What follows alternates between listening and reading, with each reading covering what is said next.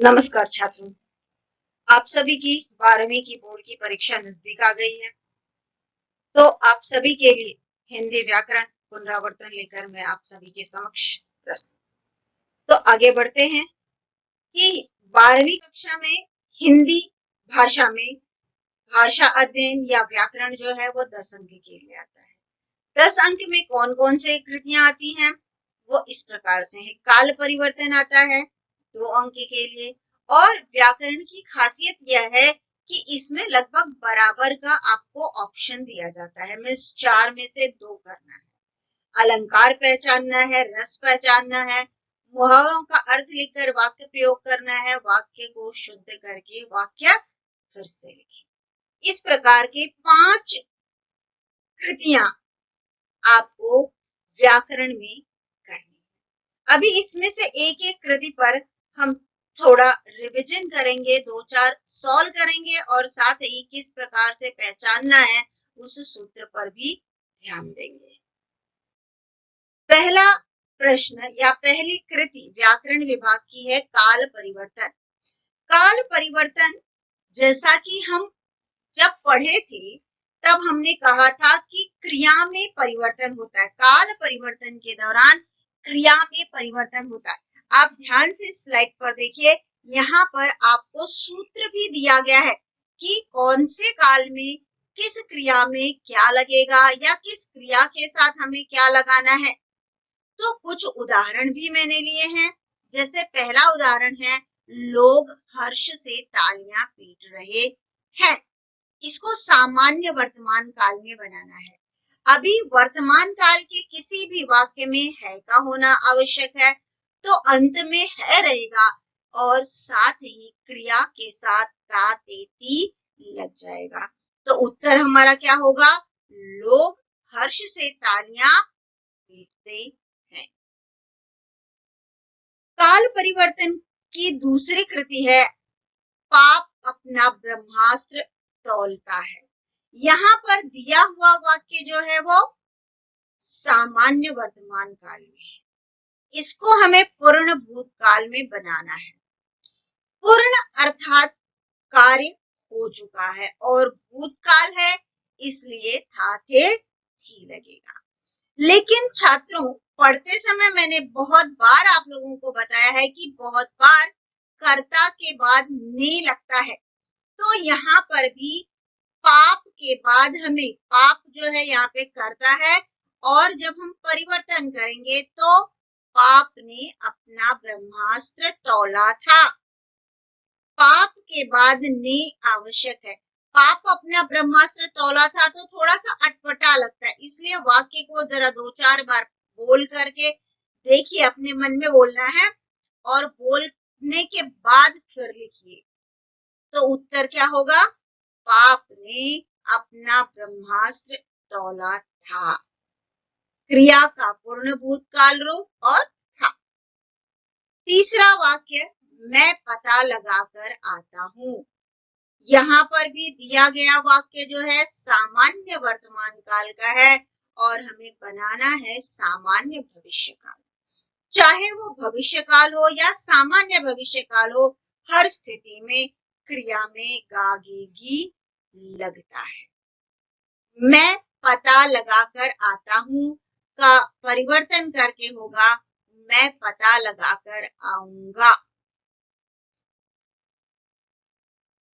अगला वाक्य अगला वाक्य, उन्हें व्यवस्थित करने के सभी प्रयास निष्फल रहे। इस वाक्य को हमें पूर्ण वर्तमान काल में बदलना है। छात्रों, यहाँ पे एक चीज और ध्यान में रखनी है कि सामान्य भूतकाल काल का एक ऐसा प्रकार है जहां पर कोई भी सहायक क्रिया नहीं होती है। तो यहाँ पर जो चौथा वाक्य हमने लिया है वह सामान्य भूतकाल का है। तो आप भी ध्यान रखिए, अगर आपको सामान्य भूतकाल में परिवर्तन करना है तो वहां पर आप कोई भी सहायक क्रिया नहीं लगाएंगे। अभी पूर्ण वर्तमान काल में परिवर्तन करना है, इसलिए उन्हें व्यवस्थित करने के सभी प्रयास निष्फल रहे हैं। मैं उम्मीद करती हूँ काल के 2 अंक आप अवश्य ले आएंगे। आगे के प्रश्न पर चलते हैं। आगे के कृति पर अलंकार पहचानना है। अभी यहाँ पर भी एक चीज ध्यान में रखिए कि व्याकरण विभाग में जितना किताब में दिया गया है उससे अलग कुछ भी पूछा नहीं जाएगा। फिर भी आपकी पहचान के लिए सूत्र स्वरूप मैंने यहाँ पर कुछ चीजें लिख करके दी हैं जिसके आधार पर आप जान सकते हैं कि कौन सा अलंकार हो सकता है। 12वीं कक्षा में आपको सिर्फ अर्थालंकार पढ़ना है और उस अर्थालंकार में भी सिर्फ 5 अलंकार ही आपको पढ़ने के लिए दिए गए हैं। उपमा, रूपक, उत्प्रेक्षा, अतिशयोक्ति और दृष्टांत। अभी उपमा अलंकार पहचानने के लिए हम कैसे पहचानेंगे कि दिया हुआ काव्यांश जो है वो उपमा अलंकार का है, तो वहां पे समानता दिखाई देती है। जैसे सदृश, सम, समान ऐसे शब्द हमें देखने को मिलते हैं। रूपक में उपमा में उपमान की संभावना व्यक्त की जाती है, अर्थात यहाँ पे एक चीज की तुलना दूसरे से नहीं की जाती है, बल्कि इस चीज को ही दूसरी चीज पर आरोपित कर दिया जाता है। और अधिकतर वहां पर आपको योजक चिन्ह या डैश सामान्य तौर पर समझने के लिए हम कह सकते हैं देखने को मिलता है। अर्थात जैसे चरण, कमल, तो चरण और कमल के बीच में हमें डैश मिलेगा। राधा, वदन, तो राधा और वदन के बीच में डैश मिलेगा, योजक चिन्ह जिसे कहा जाता है। यदि ऐसा है तो दिया गया अलंकार रूपक अलंकार, दिया गया काव्यांश रूपक अलंकार प्राप्त होता है। उत्प्रेक्षा में संभावना होती है। संभावना के लिए किन्हीं शब्दों का प्रयोग किया जा सकता है, तो मनु, मानव, जनु, जानव ऐसे शब्द। अतिशयोक्ति अलंकार, शब्द से ही पता चलता अतिशय और उक्ति से मिलकर बना अतिशयोक्ति, अर्थात आवश्यकता से अधिक जो संभावना नहीं हो, जब कवि उससे अधिक कहता है तब वहां पर अतिशयोक्ति अलंकार होता है। और दृष्टांत, दृष्टांत शब्द का अर्थ ही होता है उदाहरण। उदाहरण किस चीज के लिए? अपनी बात को सिद्ध करने के लिए जब हम किसी उदाहरण द्वारा कोई भी बात कहते हैं वहां पर दृष्टांत अलंकार होता है। तो छात्रों अभी इस सूत्र के आधार पर हम देखते हैं कि किस तरह से हम पहचान सकते हैं।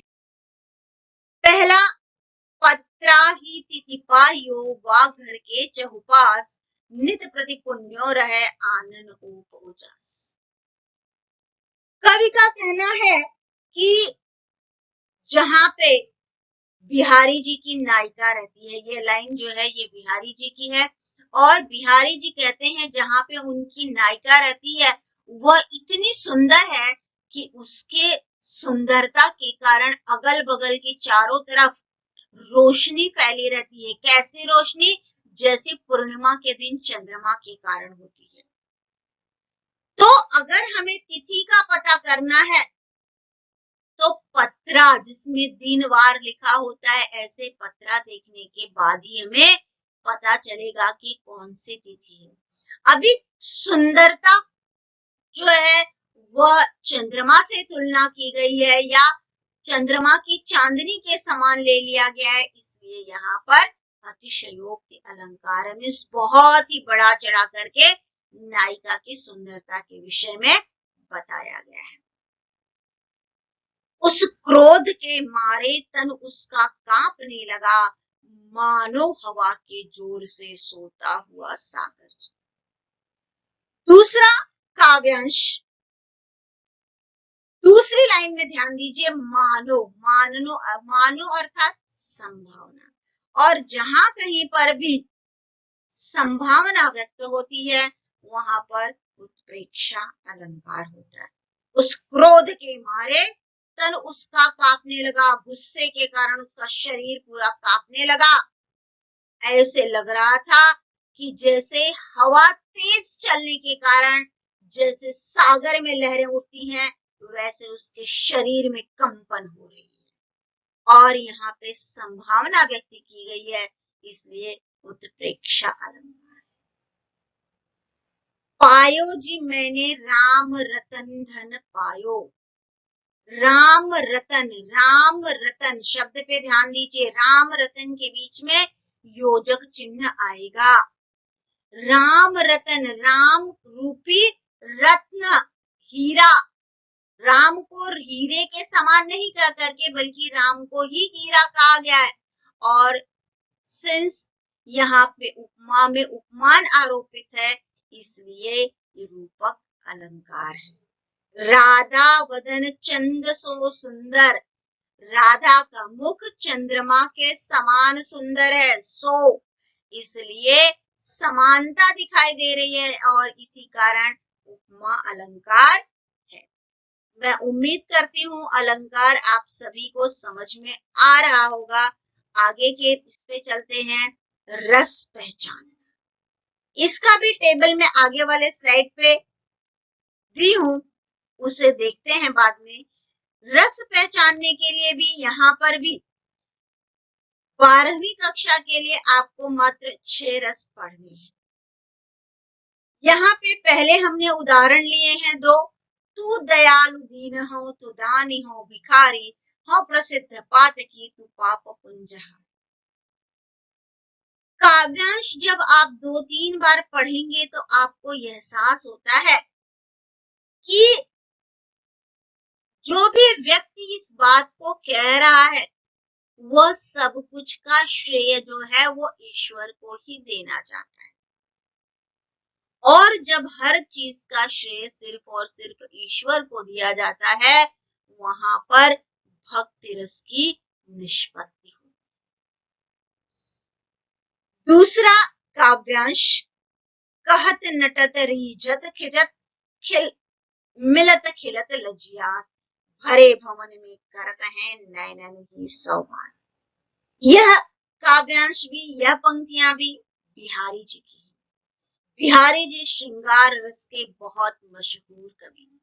अब इस श्रृंगार रस की पहचान क्या है? तो जब भी किसी काव्यांश में नायक और नायिका के मिलन के या उसके वियोग की चर्चा की जाती है, वहां पे श्रृंगार रस की निष्पत्ति होती है।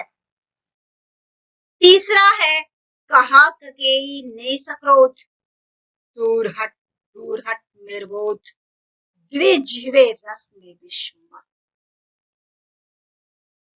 यहाँ पे अगर आप पंक्तियों को ध्यान से पढ़ेंगे तो आपको पता चलता है कि कैकेयी को गुस्सा आया है और गुस्से में वे मंथरा को दूर हटने के लिए कह रहे हैं।